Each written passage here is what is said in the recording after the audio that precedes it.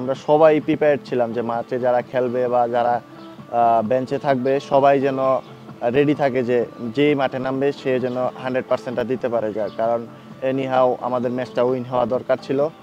এই জন্যই আমরা সবাই রেডি ছিলাম যারা মাঠে ছিল বা না মাঠের বাইরে ছিল।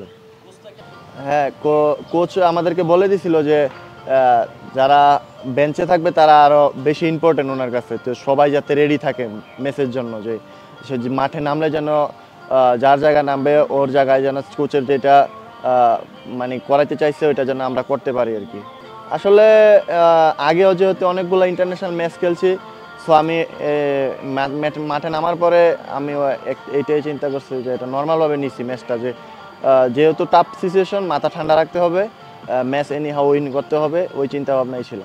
স্যান্ডেলিনা সো, রূপচর্চায় আভিজাত্য।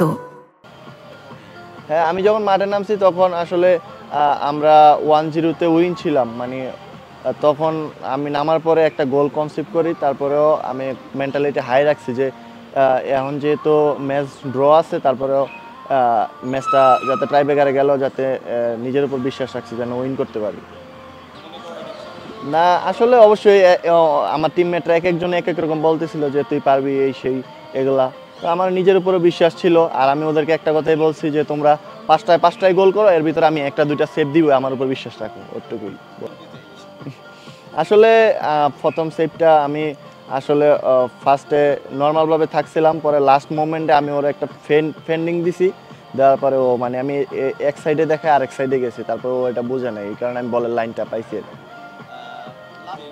হ্যাঁ, আমি আসলে লাস্ট শটটাতে আমি ওর সাথে একটু মেন্টাল গেম খেলতে চাইছিলাম, ওরে মানে কি বলতেছিলাম যে তোমার বলটা আমি সেভ করবো বা এরকম কিছু আমি বলতেছিলাম। পরে ও মানে একটু নার্ভাস ফিল করতেছিল, আমার কাছে মনে হইতেছিল। পরে আমি ওরা একটা বডি ফেন্ডিং দেওয়ার পরে ও মানে সোজাই মেরে দিছে বলটা। আসলে নর্মাল ছিলাম, আমি চাইছিলাম যে আমার যে শুট আউটটা যে করতেছে ওর সাথে যাতে আমি নর্মালভাবে থাকতে পারি, আর ওর যেন বুঝে যে আমি আসলে নর্মাল আছি, আর ওর সাথে একটু মেন্টাল গেম খেলতে চাইছি যাতে ও যাতে নার্ভাস হয়ে যায় আমাকে দেখে বা চিন্তায় পড়ে যায় যে কি করবে। হ্যাঁ, শ্রাবণের সাথে অল টাইম কথা হইতেছে। সে যেহেতু আমার রুমমেট প্লাস ফ্রেন্ড, তাও আমি মাঠ থেকে সেই সাথে সাথে ওকে আগে ফোন দিছি, তারপরে সকালবেলা দুইবার কথা হয়েছে।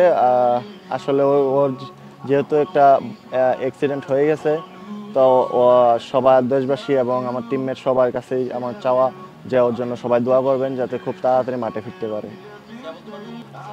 আসলে মাঠ থেকে আসার পরে ওর সাথে কথা হয়েছে, ঘুমানোর আগেও কথা হয়েছে, কথা বলার পরে বা আমি একা আর কিছু করার নাই, কার সাথে কিছু শেয়ার করতে পারলাম না ম্যাচের, একেই ঘুমাইতে হয়েছে আর কি।